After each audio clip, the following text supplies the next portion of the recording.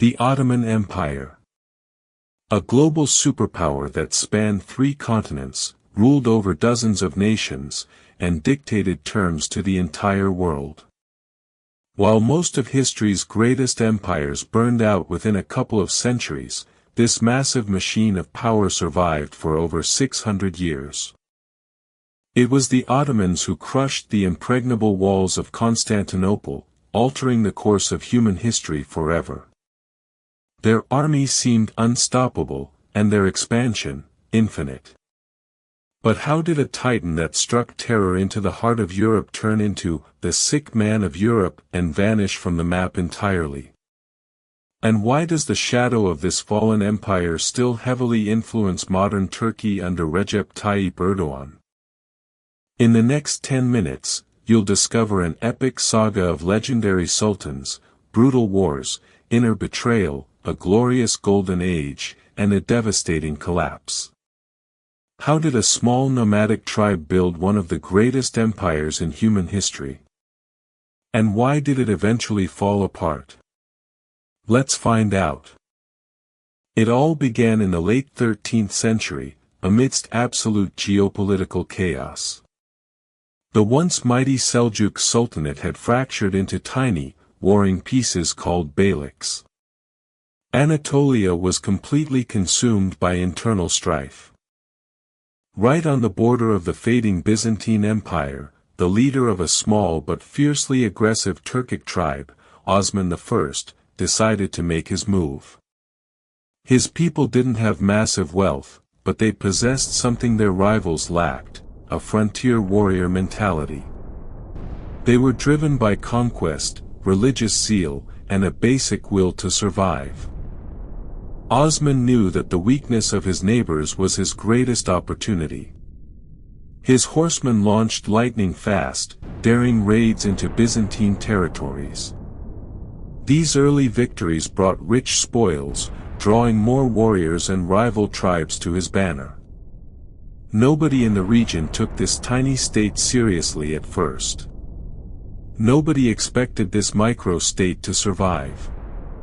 Yet, within just a few generations, this small tribe would threaten Europe itself. Osman's successors operated on a much grander scale. They quickly crossed the straits into the Balkans, trapping the Byzantine Empire in a deadly vice. At the same time, they absorbed lands across the Middle East. But territory means nothing without a fearsome military. This was the era when the Ottomans created one of the most disciplined and terrifying standing armies of its time. Enter the Janissaries, an elite infantry corps raised from young boys taken from conquered lands, loyal only to the Sultan, and trained from childhood for one purpose: to win at all costs. Combined with a rigid central administration, booming trade networks, and clever diplomacy, the state became a highly efficient war machine. A wave of panic swept across Europe as Christian kingdoms watched their borders melt away. And right in the center of this new Ottoman reality, sticking like a thorn in their side, was Constantinople. A strategic masterpiece, the ultimate symbol of Christendom, and a massive economic hub. The sultans knew that until they captured this city, their empire would never be complete. Then came the moment that shocked the world. 1453.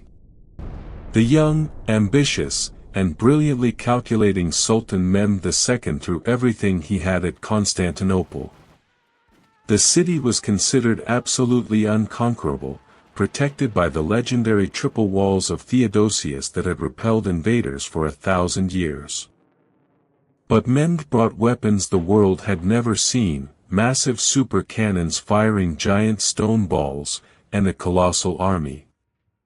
The siege lasted for weeks under brutal, bloody conditions. When the Byzantines blocked the Golden Horn Bay with a massive iron chain, Mehmed pulled off a stroke of pure tactical madness. He ordered his warships to be dragged overland on greased wooden logs, bypassing the chain entirely under the cover of night. The Ottoman onslaught was relentless. The walls finally breached, and soldiers flooded the city. The last Byzantine emperor died in battle.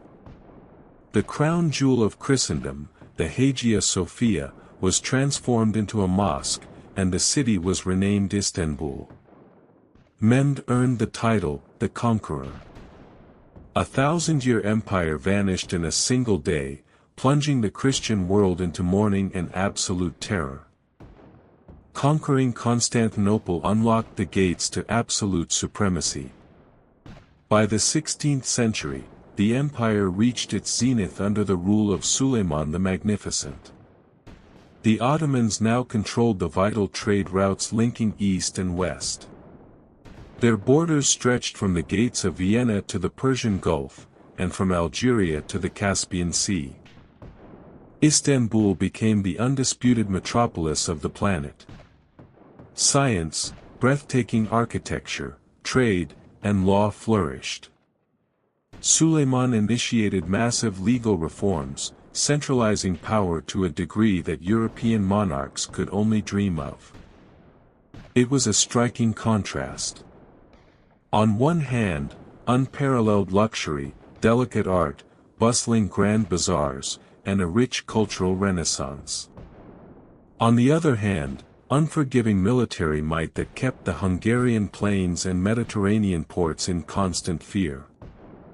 At its peak, the Ottomans looked unstoppable. It truly felt like this empire would rule forever.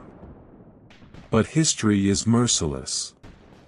Every peak is inevitably followed by a descent. Slowly, the massive gears of the empire began to jam. Deep within the palace walls, corruption grew rapidly.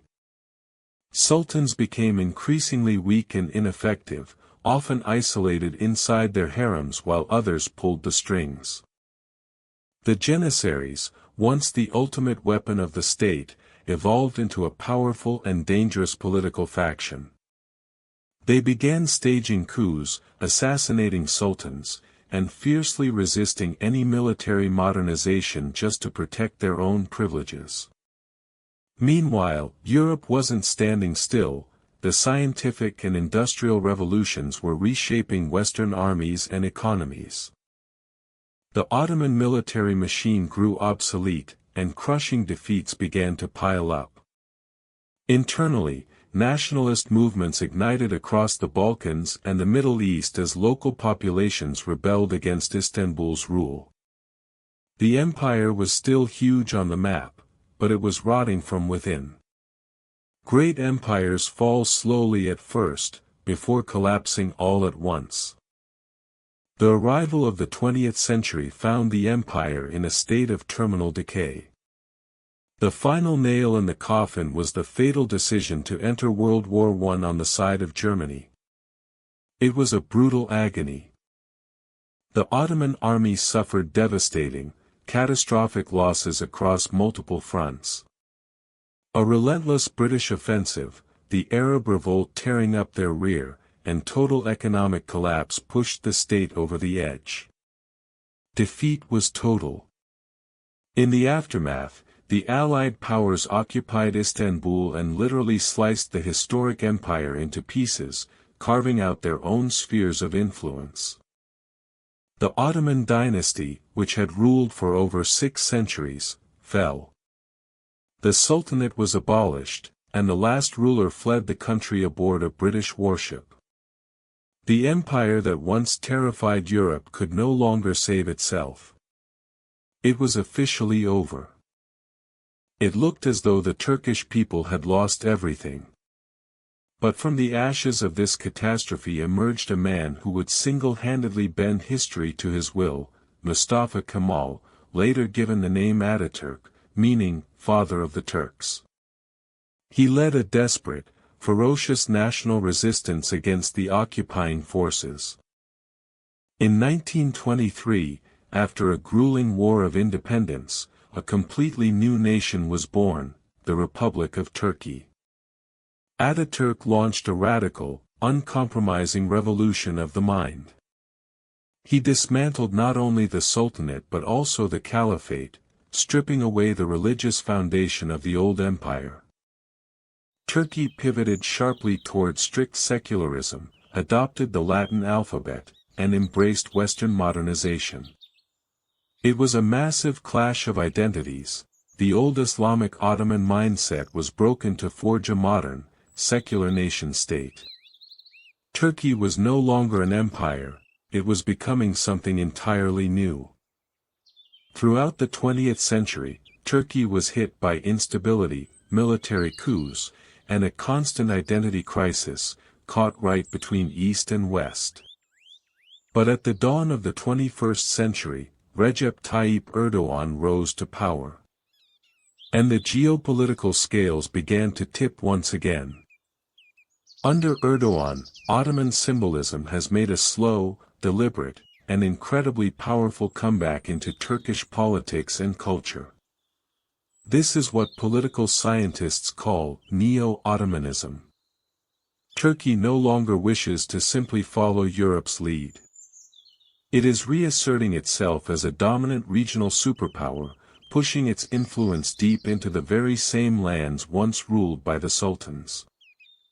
Today, the nation is locked in an ongoing debate over its true identity. Are they the secular Republic of Ataturk, or the proud heirs of Osman's great Islamic empire? Dictators and presidents come and go, but in many ways, the Ottoman story never truly ended. 700 years of history prove one thing: the Ottoman Empire may be gone, but it permanently reshaped the map of Europe, the Middle East, and the modern world. We still hear its geopolitical echoes in the news today. Empires are built through wild ambition, but they are destroyed through internal weakness and a failure to adapt. The chronicles of the past are always a lesson for the present. Because empires fall. But their shadows can survive for centuries. What do you think? Is Turkey right to embrace its imperial roots, or should it stick to Ataturk's secular path? Let me know your thoughts in the comments below. Also, tell us which empire we should cover in our next video. If you enjoyed this journey through time, make sure to hit that like button, subscribe to the channel, and turn on notifications so you never miss our historical breakdowns. Right now, our other deep dives are popping up on your screen. Click one, and let's keep learning. See you there.